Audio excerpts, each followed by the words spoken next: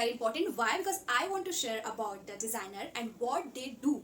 Who is the fashion designer and what their work. So I have some few tips for which I want to share with you. So let's do, and please watch this video till the end because it's going very important for you, for me. So let's begin. Fashion designer is very responsible for creating a specific look for individual garment, including a garment shape, color, fabric, trims, texture, and other aspects of whole. Designer begin with an idea how a garment should look. They turn their idea into a design, such as sketches, and how their designs should be made into an actual pieces of clothing by other workers. Workers from finisher to pattern maker, fashion designer hold a very special and huge place in the world because they are very talented, and their talent and vision is very appreciable. But not only play a very major role for how people look very cool, very elegant, but they have also made a very important contribution to the culture and social environment. So here I'm done. I hope you like this video. If you like it, so please don't forget my channel. Don't forget my subscribe to my channel. Please subscribe me, and thank you so much for watching me.